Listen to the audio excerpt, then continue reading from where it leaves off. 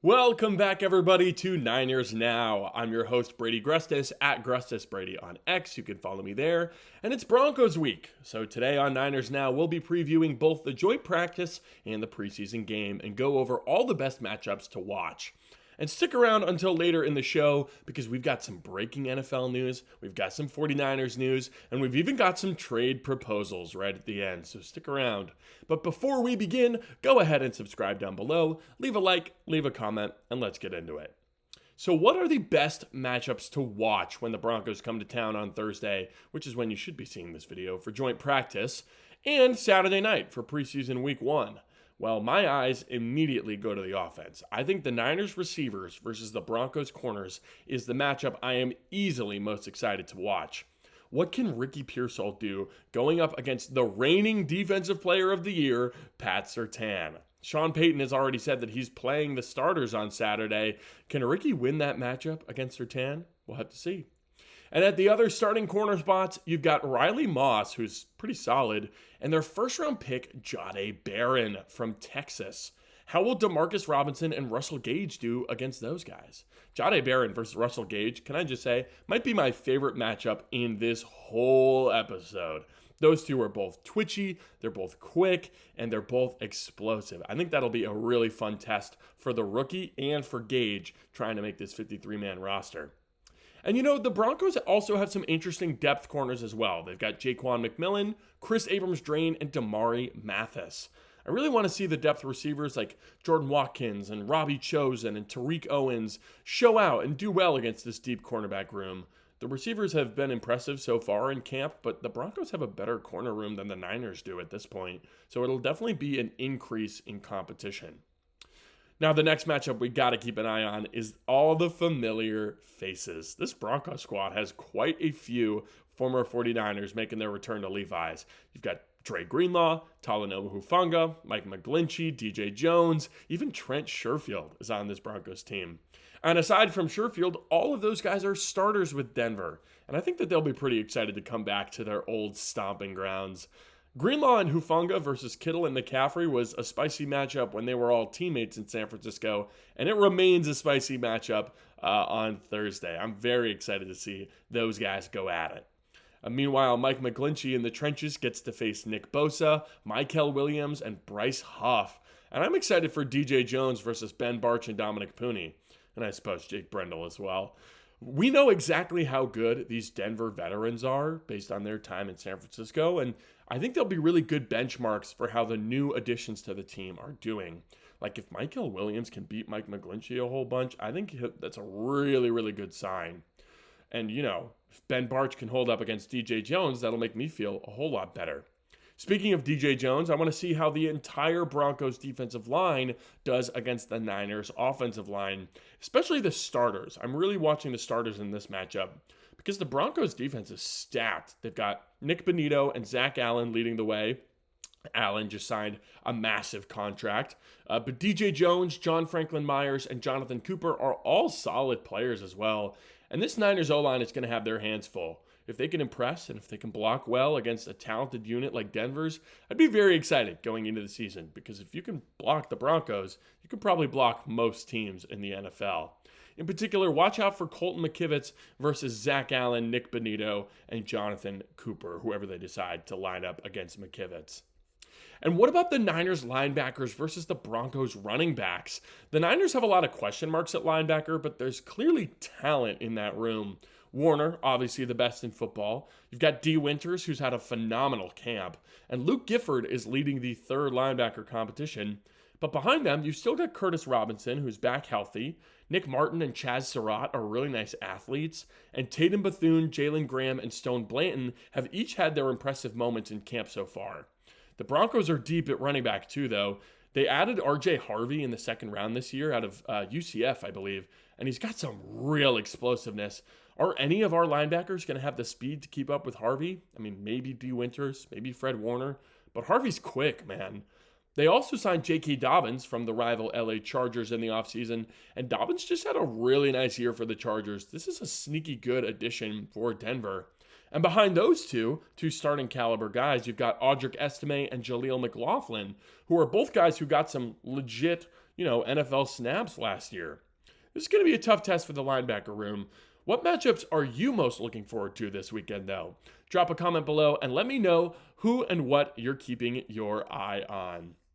Now, on Tuesday night, the Niners did release their first unofficial depth chart of the season. Keyword there, unofficial. This is not guaranteed to be who gets the first reps in preseason or in practices, right? It's always fun to look at, though, because these depth charts are put together by the PR and communications teams as opposed to by the coaches. So you get to see, what a different side of the organization thinks of the roster so far.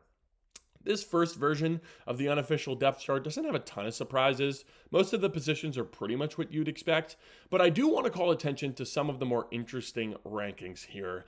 The starting wide receivers are Ricky Pearsall and Jawan Jennings, right? That's no surprise.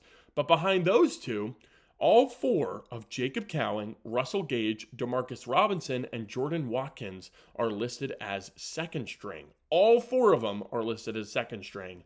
And when I saw that the depth chart released, I immediately went to wide receiver because I wanted to see how, those four guys were going to be ranked. And it turns out they're all just kind of lumped together in second string. I can't blame them. They've all been pretty impressive so far in camp. But behind those guys, you've got Tariq Owens and Junior Bergen at third string, and the veterans Isaiah Hodgins, Robbie Chosen, and Equanimous St. Brown as the fourth stringers. Now, I think that's notable because these depth charts tend to really favor the veterans. Seems like, at this position at least, the young guys have held off those vets like Hodgins and Chosen and St. Brown for now. At the running back position, Patrick Taylor is listed ahead of Jordan James, and I think this is a classic case of what I was just talking about, the veteran bias, right? Both Patrick Taylor and Jordan James have gotten pretty extensive work in training camp, and I think both are going to be useful backups on the 53-man roster. But my prediction is that Jordan James will end up as the third string back and Taylor the fourth. But of course, right now, Patrick Taylor is listed ahead of James. Now, moving on to the defense, I immediately went to look at the defensive tackle spot. This is the wide receiver position of the defense for me. This is the most interesting spot. You've got Kevin Givens and Jordan Elliott listed as the starters. Now, keep in mind, Givens probably going to miss a good chunk of the offseason and probably a bit of the regular season as well. But he's still currently listed as the starter. And behind Givens and Elliott are Kalia Davis and Alfred Collins. Now, on third string, you've got CJ West and Evan Anderson, and Bruce Hector and Sebastian Valdez are the fourth stringers. Now, Kalia Davis being listed above both CJ West and Evan Anderson is very interesting. And this is where you really hope that the depth chart is unofficial for a reason, right? No shade to Kalia Davis, but both West and Anderson are guys I'm really excited about heading into the year, and I want to see them get playing time. But luckily, last couple practices, CJ West has been running with the first team unit. And, I think it's just more worrying for Evan Anderson that he hasn't been able to beat out Kalia Davis. Maybe a surprise cut candidate this year, Evan Anderson. I hope not, though. I love Anderson's game. Moving on to linebacker, Nick Martin is listed as D. Winters' backup, with Luke Gifford taking that third starting linebacker spot, and that appears to match up with what we've seen on the practice field as well. I think it's fairly likely that we see Nick Martin on the bench for most of this year, pending an injury, of course. It seems like Martin really needs to adjust to the NFL and get used to the speed of the game and, up his size a little bit before he plays any real snaps for this team. Trey Brown is still listed as the starting nickel corner with Stout right behind him. I'd be pretty shocked if Upton Stout is not the starting nickel corner in week one. And behind Renardo Green and Diamador Lenore, it's Dallas Flowers and Darrell Luter Jr., thank you. Both of those guys are listed ahead of Jacob Robinson at second string corner. So those are all the major takeaways that I saw in the Niners' first unofficial depth chart. But are there any nuggets that you noticed? Anything I missed? Leave it in a comment down below. Now, moving on to NFL-wide news, we've got some movement at the wide receiver position. The Chargers have officially signed wide receiver Keenan Allen, bringing him back to LA on a one-year deal worth $8.5 million. Keenan Allen, of course, spent most of his career with the Chargers before joining the Bears last year, and it's good to see him back. He belongs with the Chargers. And I will say, though, If $8.5 million was his asking price, it's no wonder Keenan Allen is not a 49er right now. The Niners need a short-term stopgap receiver to weather the storm during the early weeks of the season, and you don't spend over $8 million for that role. That's an egregious amount of money for that type of role. This also tells me that price is probably the reason a guy like Gabe Davis or Amari Cooper haven't joined the Niners yet either. Kyle and John are shuffling through their flyer options and their camp bodies, which is fine, because I honestly think Russell Gage might be the veteran that they need. We've seen him ball out this summer in training camp. He's gotten a lot of press on this show in particular, and he's got a history of production, right? This isn't some random. He's a guy that I really want to see dominate joint practices and dominate the preseason, and I think that would really make Niners fans feel better about the receiver room going into week one. Now, you could argue that a big reason that Gage has been so dominant this training camp is because he's going up against bums, scrubs, bad players, bench warmers, whatever you want to call them. I'd probably disagree with you, but I do understand your point. The 49ers cornerback room is very thin, and we've seen that loud and clear here in training camp. Outside of Demo Lenore, Renardo Green, and Upton Stout, there are 0 players I feel 100% confident in putting out on that field week one. And Stout is a rookie under 5'10", right? And he's the guy I feel best about other than our starters. I mean, there's some guys I'm cautiously optimistic about, right? You've got Dallas Flowers and Jacob Robinson who have flashed. But in my opinion, the Niners need help at corner. You could go to free agency and get a guy like Stephon Gilmore or Rasul Douglas. I'd be totally happy with either one of those guys. But what happens when none of those free agent corners want to come to the 49ers and ride the bench? Like, your starters are Lenore, Green, and Stout. I think that is set in stone. Any veteran that you bring in would be a backup who plays in case of injury. So you may need to look away from free agency and into the trade market to solve that problem for you. And that's exactly what I've done for today. I've dug deep around the league to find a cornerback for the 49ers to trade for. I wanted to do this segment for a while, but I was really inspired by a trade that went down on Monday. The Eagles sent defensive tackle Thomas Booker IV to the Raiders for cornerback Jacorian Bennett. And this is a great trade for Philly, I'll be honest. Booker's a good athlete for a rotational guy, but Bennett was maybe the Raiders' best cornerback. I would have loved it if the Niners went out and grabbed Jacorian Bennett, but unfortunately, he's off the board. So who's still available? Let's take a look. The first guy that I want to talk about was a combine standout back in 2023. It's Colts cornerback Juju Brents. Now, Brents was a top 50 pick in 2023. He's 6'3", 200 pounds, and really fast. He's an athletic specimen with great explosiveness numbers as well. But he has definitely struggled with injuries so far in his NFL career. And because of that, I think Brents could potentially be available. The Colts just signed Charvarius Ward to a long-term contract and spent a day 2 pick on rookie Justin Wally, who's currently slated to start for them. They've also got former 49er Samuel Womack, who played well for them, and a promising youngster in Jalen Jones. So I think Brents could definitely be expendable for the right price. But what is the right price? Well, we just saw a player-for-player deal with the Eagles and Raiders, so could we make one work here? I don't really think so, but I do think a package of Curtis Robinson and a 5th-round pick would be a pretty competitive offer for Juju Brents. The Colts linebacker room, it looks ugly right now. Zaire Franklin is a good player, but their second-best backer is, I don't know, Cameron McGrone, Jalen Carleys. I don't love it. So with this trade, the Colts would add a very underrated linebacker who would get a chance to start, plus a draft pick for a cornerback, who has struggled to stay healthy. Word salad here.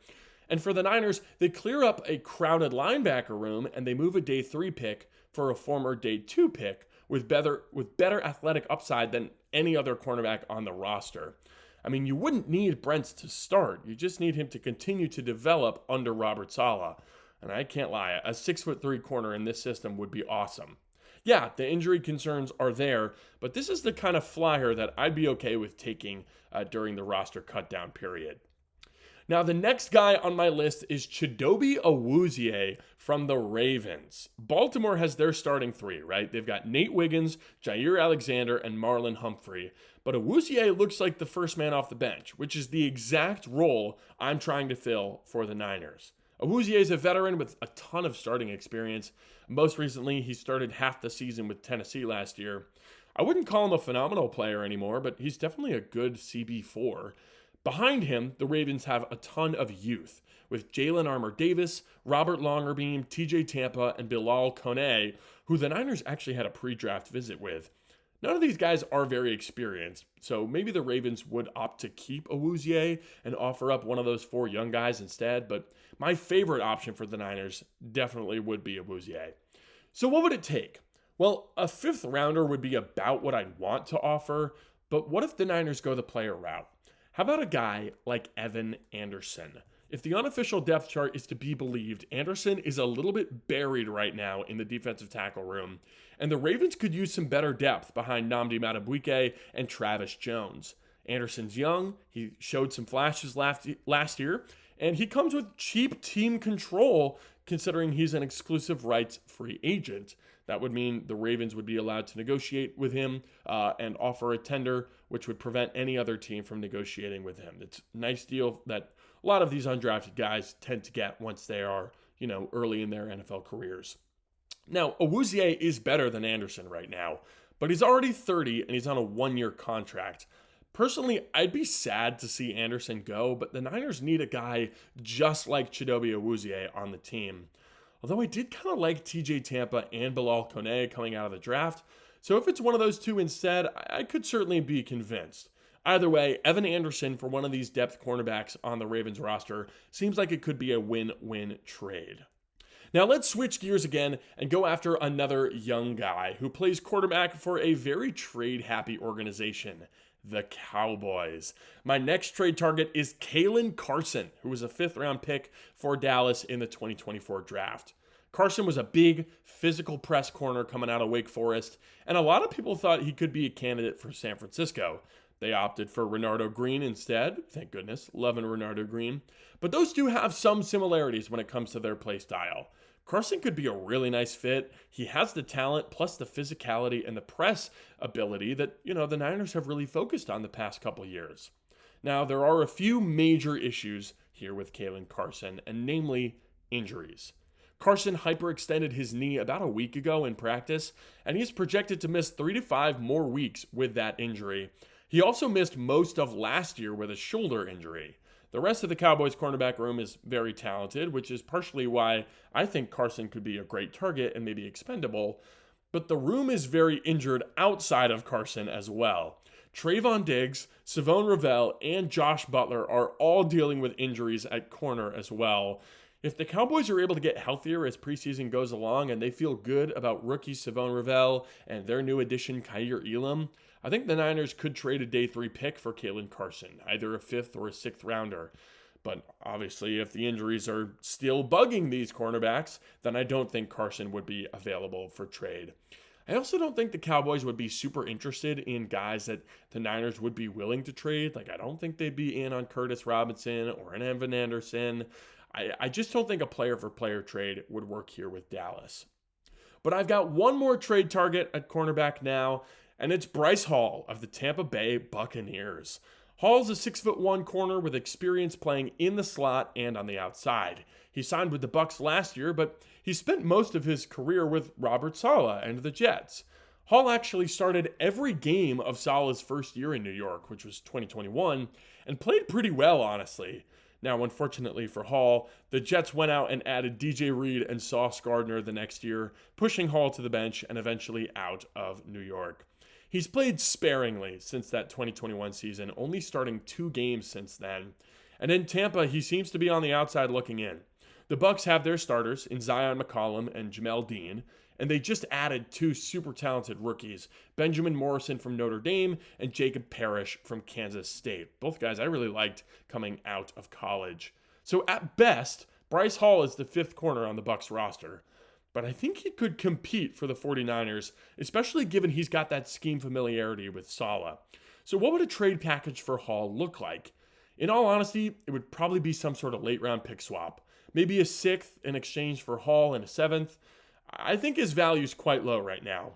But if you wanted to send a player, maybe a pass rushing defensive tackle that could come off the Buccaneers bench, like a Kalia Davis, could be pretty interesting. So those are the 4 corners that I want the Niners to try and bring in through a trade. You've got Juju Brents from the Colts, Chidobe Awuzie from the Ravens, Kalen Carson from the Cowboys, and Bryce Hall from the Buccaneers. Which of those 4 is your favorite option? For me, I'd say Awuzie or Hall probably. I think those 2 could be pretty perfect for the team's depth next year. But of course, let me know down in the comments who you'd like to see the Niners trade for this summer. As always, leave a like, leave a comment, and let me know if there's any topics you'd like to see me cover. Thank you all for watching, and subscribe for 49ers videos 5 days a week. I'm Brady Grustas, at Grustas Brady on X. This has been Niners Now, and I'll see you tomorrow.